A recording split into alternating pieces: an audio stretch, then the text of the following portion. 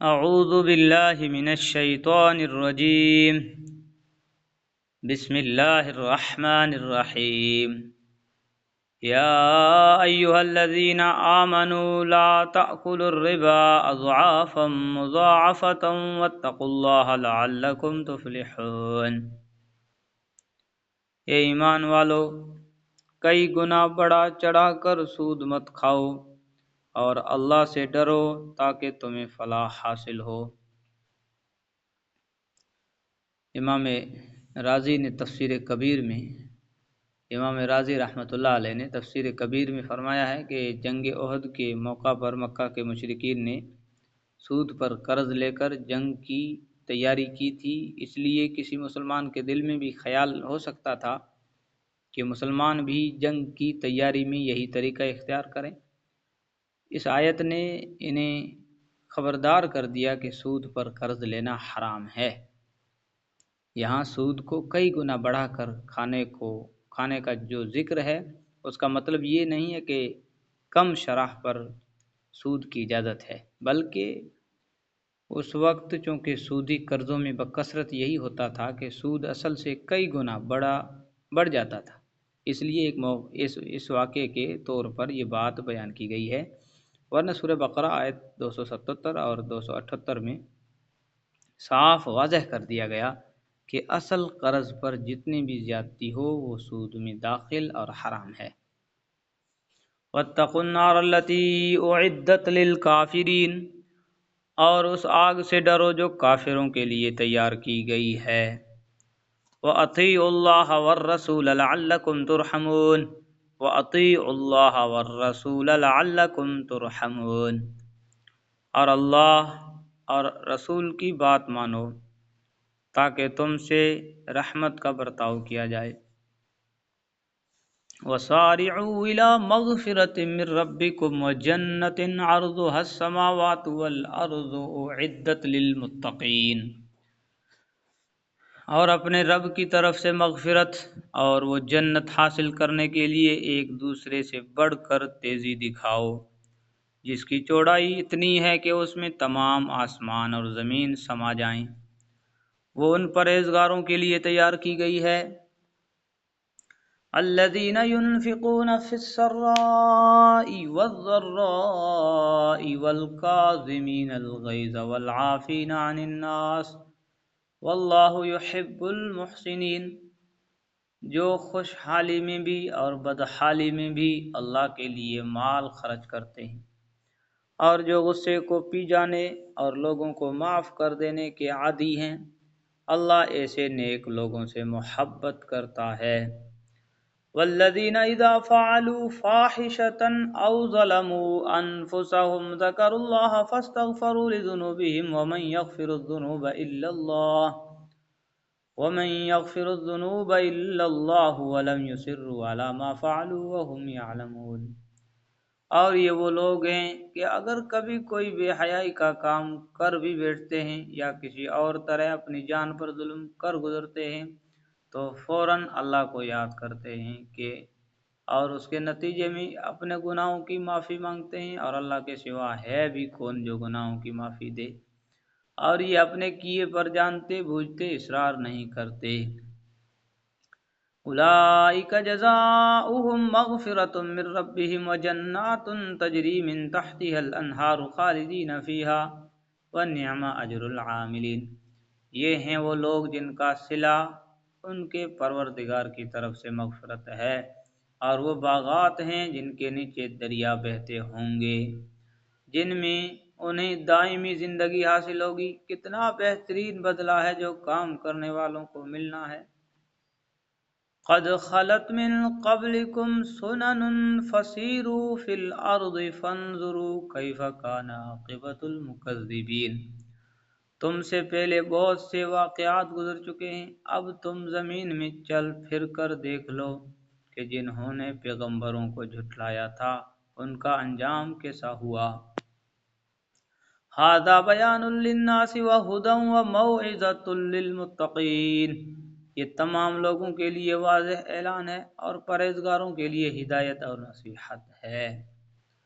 ولا تهنوا ولا تحزنوا وانتم الاعلون ان کنتم مؤمنین، مسلمانوں تم نہ تو کمزور پڑو اور نہ غمگین رہو، اگر تم واقعی مومن رہو تو تم ہی سربلند ہوں گے۔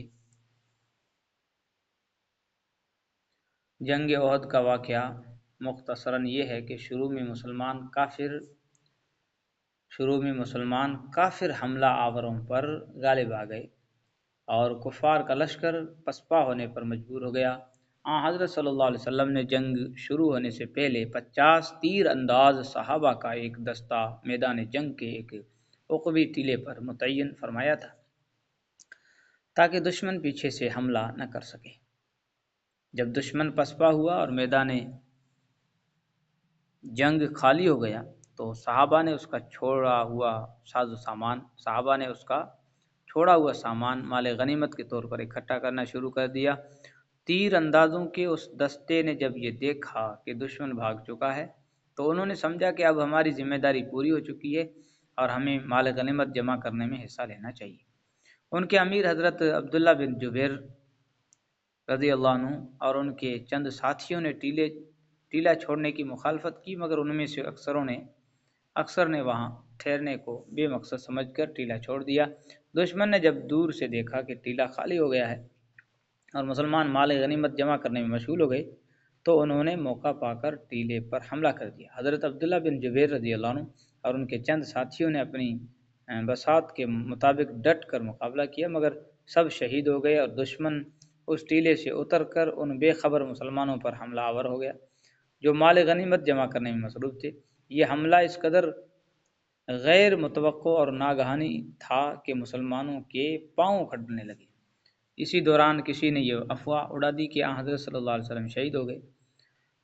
اس افواہ سے بہت سے مسلمانوں کے حوصلے جواب دے گئے، ان میں سے بعض میدان چھوڑ گئے، بعض جنگ سے کنارہ کش ہو کر ایک طرف کھڑے رہ گئے۔ البتہ حضرت صلی اللہ علیہ وسلم کے جانثار صحابہ کی ایک جماعت آپ کے ارد گرد مقابلہ کرتی رہی۔ کفار کا نرغہ اتنا سخت تھا کہ اس کشمکش میں حضرت صلی اللہ علیہ وسلم کا مبارک دانت شہید ہو گیا اور چہرہ مبارک لہو لہان ہو گیا۔ بعد میں جب صحابہ کو پتہ چلا کہ آپ کی شہادت کی خبر غلط تھی اور ان کے حواس بجا ہوئے تو ان میں سے بیشتر میدان میں لوٹ آئے اور پھر کفار کو بھاگنا پڑا۔ لیکن اس درمیانی عرصے میں 70 صحابہ کرام رضی اللہ عنہم شہید ہو چکے تھے۔ ظاہر ہے کہ اس واقعے سے تمام مسلمانوں کو شدید صدمہ ہوا۔ قرآن کریم ان آیتوں میں انہیں تسلی بھی دے رہا ہے کہ یہ زمانے کے نشیب و فراز ہیں جن سے مایوس اور دل شکستہ نہ ہونا چاہیے، اور اس طرف بھی متوجہ کر رہا ہے کہ یہ شکست کچھ غلطیوں کا نتیجہ تھی جس سے سبق لینے کی ضرورت ہے۔ إن يمسسكم قرح فقد مس القوم قرح مثله وتلك الأيام نداولها بين الناس وليعلم الله الذين آمنوا ويتخذ منكم شهداء والله لا يحب الظالمين۔ اگر تمہیں ایک زخم لگا ہے تو ان لوگوں کو بھی اسی جیسا زخم پہلے لگ چکا ہے۔ یہ تو آتے جاتے دن ہیں جنہیں ہم لوگوں کے درمیان باری باری بدلتے رہتے ہیں، اور مقصد یہ تھا کہ اللہ ایمان والوں کو جانچ لے اور تم میں سے کچھ لوگوں کو شہید قرار دے، اور اللہ ظالموں کو پسند نہیں کرتا۔ جنگ بدر کی طرف اشارہ ہے جس میں کفار مکہ کے 70 سردار مارے گئے تھے اور 70 قید کر دیے گئے تھے۔ جنگ بدر کی طرف اشارہ ہے کہ جس میں کفار مکہ کے 70 سردار مارے گئے تھے اور 70 قید کیے گئے تھے۔ وَلِيُمَحِّصَ اللَّهُ الَّذِينَ آمَنُوا وَيَمْحَقَ الْكَافِرِينَ، اور مقصد یہ بھی تھا کہ اللہ ایمان والوں کو میل کچیل سے نکھار کر رکھ دے اور کافروں کو ملیا میٹ کر ڈالے۔ ام حسبتم ان تدخلوا الجنة ولما يعلم الله الذين جاهدوا منكم ويعلم الصابرين، بھلا کیا تم یہ سمجھتے ہو کہ یوں ہی جنت کے اندر جا پہنچو گے، حالانکہ ابھی تک اللہ نے تم میں سے ان لوگوں کو جانچ کر نہیں دیکھا جو جہاد کریں، اور نہ ان کو جانچ کر دیکھا جو ثابت قدم رہنے والے ہیں۔ وَلَقَدْ كُنْتُمْ تَمَنَّوْنَ الْمَوْتَ مِنْ قَبْلِ أَنْ تَلْقَوْهُ فَقَدْ رَأَيْتُمُوهُ وَأَنْتُمْ تَنْظُرُونَ، اور تم تو خود موت کا سامنا کرنے سے پہلے شہادت کی موت کی تمنا کیا کرتے تھے، چنانچہ اب تم نے کھلی آنکھوں اسے دیکھ لیا ہے۔ جو لوگ جنگ بدر میں شریک نہیں ہو سکے تھے وہ شہدائے بدر کی فضیلت سن کر تمنا کیا کرتے تھے کہ کاش ہمیں بھی شہادت کا رتبہ نصیب ہوتا۔ جو لوگ جنگ بدر میں شریک نہیں ہو سکے تھے وہ شہدائے بدر کی فضیلت سن کر تمنا کیا کرتے تھے کہ کاش ہمیں بھی شہادت کا رتبہ نصیب ہو۔ صدق اللہ العظیم۔